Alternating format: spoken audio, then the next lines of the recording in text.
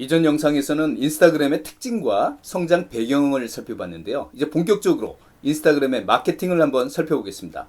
그런데 다른 SNS에 비해서 인스타는 안 되는 게 몇 가지가 있네요. 안 되는 이유가 방치된다는 것은 뭔가 장점이 있기 때문이겠죠? 네, 우선 게시물에 링크를 걸지 못한다는 점이죠. 링크는 자기가 원하는 페이지로 고객을 유인해서 마음껏 마케팅을 할 수 있는 그런 도구인데 이게 안 된다는, 다만 프로필에 딱 한 번 설정할 수는 있습니다. 링크를요. 어쨌든 이용자 입장에선 상업적인 방해물이 없어서 좋겠죠. 인스타그램 입장에서도 고객이 다른 곳으로 나가지 않고 인스타에 집중하니 단근 좋겠고요. 지금 우측에 보시는 페이스북에선 공유하기가 있는데요. 인스타그램에는 공유 버튼이 없습니다. 굳이 자기 글을 공유하려면 외부 앱을 이용해야죠. 역시 공유 못하게 하는 이유가 따로 있겠죠. 네, 여러분 생각 그대로입니다. 상업적인 색채를 빼겠다는 거겠죠. 최근 페이스북에서 인스타로 이탈하는 사람들이 이탈 이유로 드는 것도 페북의 광고 범람을 많이들 이유로 들고 있더라고요. 자, 지금까지 인스타그램 비즈니스 계정의 초기 마케팅 전략을 살펴보았죠. 이제부터는 어느 정도 비즈니스 계정이 구축된 상태라고 보고 이 상태에서 펼칠 수 있는 마케팅 방안들을 한번 살펴보고자 합니다. 자, 인스타그램을 통해서 마케팅 효과를 맛보기 위해선 기본적으로 어느 정도의 팔로우가 기반이 되어야 합니다. 결국 팔로우 확대와 마케팅 효과를 위해서 인스타그램이 가장 많이 활용하는 마케팅 도구는 뭘까요? 네, 첫 번째는 인스타그램 광고입니다. 두 번째는 해시태그를 통한 고객 유입이죠. 세 번째로 들 수 있다면 인플루언서 협찬 정도일 것입니다. 광고는 모 회사인 페이스북과 거의 유사하니까 여기서는 생략하고 해시태그 중심으로 한번 집중 살펴보겠습니다. 여기서 잠깐 랜선 수강생분 질문 또 하나 받아볼까요? 네, 다정씨군요. 지금 반말하시는 듯 한데 노래 제목이라 참을만 합니다. 말씀하신 대로 마케팅에서는 해시태그가 매우 중요한 역할을 하고 있죠. 해시라는 운물 정자로 해당 키워드의 글들을 묶는 역할을 하는 해시태그를 생각하면 저는 손흥민 선수가 떠오르네요. 손흥민의 토트넘이 벌리라는 팀과의 경기 때 일이죠. 70m를 질주해서 손흥민 선수가 골을 넣은 장면 생각나시나요? 네, 사실상 상대팀 11명을 묶어갖고 혼자 끌고 다닌 골 장면 말입니다. 지금 보시는 대로 우리 진영 페널티 라인에서 출발하고 있죠. 네, 하프라인에서도 주심까지 포함해서 11명을 묶어서, 즉 해시태그에서 이끌고 다니네요. 사실상 우리 팀 선수에게 줄 것도 마땅치 않죠. 그래도 골을 못 넣었으면 혼자 무리한다고 욕먹을 수도 있었을 텐데요. 이제 상대편 페널티 라인에 제일 먼저 도달했네요. 물론 이제 볼을 갖고 여기까지 온 거죠. 어쨌든 최상위 노출까지 성공. 마지막으로 슛! 그런데 이번 학기 우리 과정도 비슷하지 않나요? 온라인과 오프라인 연계 마케팅으로 시작한 이번 과정. 두 번째로 온라인 마케팅. 세 번째로 SNS 마케팅. 그리고 마지막으로 뭐죠? 통합 마케팅 보고서 완성으로 종강하는 이번 학기 말이죠. 해시태그로 검색 결과를 보면 크게 인기 게시물과 최근 게시물로 이렇게 양분화돼서 나타나죠. 인기 게시물은 아무래도 자본의 영역이라고 봐야 됩니다. 이건 다른 SNS도 마찬가지인데 사실 인기 게시물에 오르기 위해선 일정 규모 이상의 계정이 요구되는 게 사실입니다. 그러나 인스타에는 다른 SNS에 없는 검색 영역이 있는 거죠. 최근 게시물 말입니다. 올린 순서대로 노출되기에 누구나 동등한 노출 기회를 부여받는 거죠. 적어도 출발선상에서 스타트한 직후까지는 말이죠. 해시태그를 통해 유저들이 어떤 것들에 관심 있는지 알 수도 있고 또 관심 있는 사람들끼리만 묶어내서 확인할 수도 있다는 거죠. 인스타 마케팅의 장점이 바로 여기 있습니다. 불특정 다수가 존재하는 SNS에서 해시태그를 통해 타겟을 분류해낼 수 있다는 겁니다. 자, 인스타로 잠재 고객 유입을 할 수 있는 가장 큰 방법은 바로 해시태그를 이용하는 것입니다. 기존 해시태그 키워드를 검색하거나 네이버 검색 광고 사이트 같은 곳에서 조회수를 분석해서 제품 관련된 관심 높은 키워드를 분석하는 것이 매우 중요합니다. 그리고 자신의 몸무게에 맞는 키워드를 선정하는 것 역시 바람직하죠. 보통 인기 게시물에 노출되려면 일정 규모 이상의 팔로우 계정이 요구되는 바 너무 큰 카테고리를 선정해선 노출되기 힘들다는 얘기죠. 그럼 발굴된 키워드로 그 다음 해야 할 일은 뭘까요? 네, 자신의 게시물 콘텐츠에 해당 키워드를 적절히 반복해서 강조하는 겁니다. 또한 게시물이나 댓글 등에 검색 키워드로 설정하면 조회될 가능성을 높여주는 거죠. 보통 게시물당 30개까지 해시태그 입력이 가능하다는데 현실적으로 10개 정도가 적당하다는 전문가들의 의견들이 있네요. 영화 기생충을 보신 분들은 아시겠지만 가회 선생님의 1차 고객이나 최종 결정권자는 사용자인 학생이 아니죠. 바로 학생의 어머니란 얘기죠. 그럼 어머니를 타겟팅한 전략이 필요한 거 아닌가요? 네, 비즈니스 계정을 설정한 초기에는 작은 카테고리부터 시작해서 조금씩 단계를 높여가는 것이 바람직하다는 얘기입니다. 인스타의 알고리즘은 여러분의 큰 한방보다는 작은 키워드라도 지속적인 노력을 중요시하기 때문입니다. 가랑비라는 여러분의 작지만 끈질긴 노력에 결국 인스타그램의 알고리즘은 옷이 적게 되어 있습니다. 여러분들을 노출시켜준다는 얘기죠, 결국. 이번엔 해시태그 검색 결과 중 인기 게시물에 초점을 맞춰봅니다.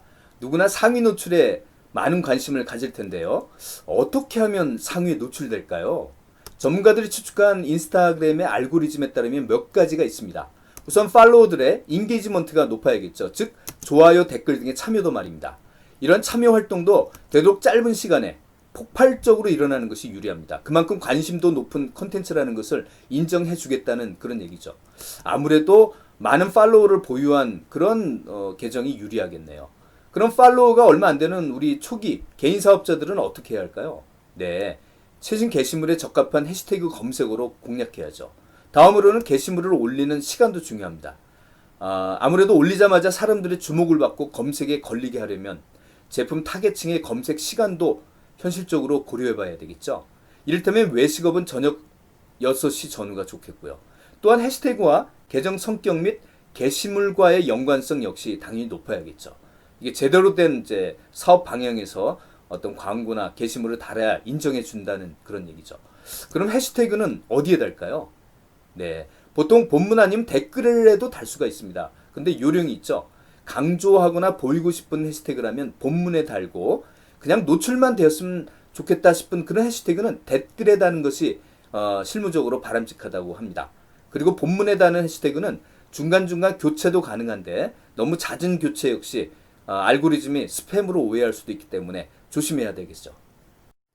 인스타그램 마케팅 방안 두 번째는 팔로워를 확보하기 위한 직접적인 활동입니다. 개인 사업자나 중소상공인들 경우에 시간 날 때마다 품을 좀 팔아야 하는 그런 문제입니다. 내가 포스팅한 해시태그를 사용하는 사람들을 찾아가서 선팔 또는 내게 선팔해준 사람들에게 하는 마팔 같은 활동 말이죠. 본인 계정에서만 자신을 어필하는 내용을 올리기보단 팔로워 게시글에 들어가서 공감 버튼을 열심히 눌러줘야 합니다. 그러면 내 계정에서 멋진 사진을 올렸을 때 훨씬 더 많은 공감과 댓글이 따르게 마련입니다. 그런데 하루 선팔 횟수가 하루에 선팔하는 횟수가 너무 많으면 계정을 정지당할 우려가 있다는 대체로 하루 250명 선이 안정적인 선팔의 횟수라고 합니다. 그리고 팔로잉은 계정 만들자마자 무리하게 하시면 인스타 로봇이 프로그램을 얘가 걸었나? 혹시 매크로 아닌가? 이렇게 오해할 수가 있으니까 계정 만든 후에 한 달 정도 있다가 팔로잉을 하심이 바람직하다. 그런 얘기입니다. 역시 짧은 시간에 임팩트 있게 팬을 모으려면 금전적 혜택을 활용한 이벤트만 한 게 또 없죠.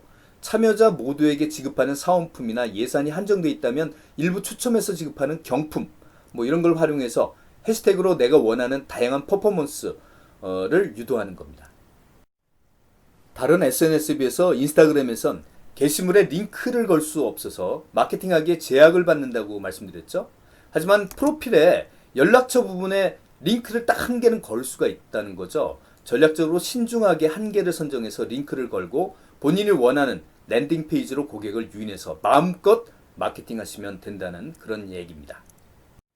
지금까지 인스타그램 비즈니스 계정의 초기 마케팅 전략을 살펴보았는데 이제부터는 어느 정도 비즈니스 계정이 구축됐다, 정착이 됐다라고 하는 그 상태에서 우리가 펼칠 수 있는 마케팅 방안을 한번 살펴보도록 하겠습니다. 자, 분위기를 한 장으로 표현하는 것을 우리가 보통 무드보드라고 합니다. 인스타그램은 시각적으로 감성적인 이미지를 생명으로 하죠. 따라서 비즈니스 계정의 전체적인 분위기, 톤 앤 매너도 해당 제품 아이덴티티를 시각적으로 구현해야 사람들에게 어필할 수 있습니다. 일체화된 이미지, 텍스트, 사진만으로 사람들에게 일관된 제품 이미지를 전달하는 그런 것이 전략적으로 필요하다는 그런 야구입니다. 그리고 이후에도 게시물이 계속 포스팅 되더라도 컨텐츠가 무드보드에 일관되도록 조화롭게 유지하는 그런 노력도 역시 필요합니다. 인플루언서 대상으로 직간접적인 제품 홍보를 하게 하는 것인데, 물론 여기서는 인플루언서에게 공식적으로 광고비를 제공하는 것이 대부분이기 때문에 개념상 홍보라기보다는 광고라고 봐야 되지 않을까요? 요새는 메가 인플루언서는 TV 광고에 출연하는 셀럽급이라고 봐서 광고 신뢰도가 예전 같지 않습니다. 그래서 마이크로 인플루언서가 전속된 그런 MCN이라는 회사를 통해서, 아니면 개인적으로 마이크로 인플루언서 채널에 들어가면 이들의 연락처가 있기 때문에 이들에게 협찬을 의뢰해서 우리 제품을 그 자신 마이크로 인플루언서의 채널에서 홍보하게 해주는 것이 더 신뢰도 면에서 유리하다고 합니다. 왜 그렇죠? 네, 시청자 측면에서 가만히 보면 회사 단위로 활동을 벌이는 메가 인플루언서보다는 마이크로 인플루언서가 왠지 자신들과 좀 더 가까운 느낌이라는 점을 봤기 때문이죠. 자, 계정이 어느 정도 정착된 후반기에는 브랜딩이나 퍼포먼스 형태의 이벤트를 하는 것입니다. 이벤트는 계정 초기에 1단계부터 실시하는 것보다는 이렇게 후반기에 하는 것이 보다 효과적이고 이미지 차원에서도 바람직하다고 생각됩니다. 현업의 실무자들에 따르면 사실 인스타그램의 마케팅 노력이 100이라면 이미지를 발굴하거나 제작하는 것이 70에 이를 만큼 이 컨텐츠의 시각적 측면이 매우 중요하다고 합니다. 당연히 세로형 사진이 기본이겠고요. 또한 세로의 경우에도 인스타그램의 가로 세로 비율은 일반 카메라 비율과 다르기 때문에 나중에 전체 사진이 다 안 나올 수도 있다. 그런 점을 고려해야 합니다. 자, 이 경우를 대비해서 촬영할 때는 한 발짝 좀 뒤로 물러나서 여분의 사진을 하나 더 찍어 두심이 만일의 사태를 대비해서 바람직하다는 팁이 하나 있고요. 보통 인스타그램의 사진은 소비가 빨라서 피드에서 금방 내려가기 일쑤입니다. 일정 시점 이후에는 나중에 기념일이나 아니면 결산하는 차원에서 정기적으로 인기 사진들을 한번 모아서 다시 한번 노출시키는 것도 전략적으로 바람직하다. 그런 얘기들을 많이 하고 있네요. 자, 지금까지 준비한 수업 내용 여기까지고요. 마지막으로 과제 간단하게 말씀드리고 마칩니다. 기업에서 마케팅 보고서가 가장 많이 작성된 경우는 언제일까요? 네, 신제품 기획할 때가 잘 많이 사용됩니다.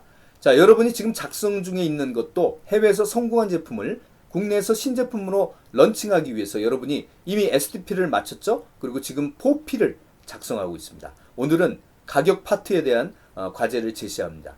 지금 보시는 대로 가격 관련돼서 이미 제 채널에 올라와 있는 영상을 꼭 시청하시고 작성하시길 바랍니다.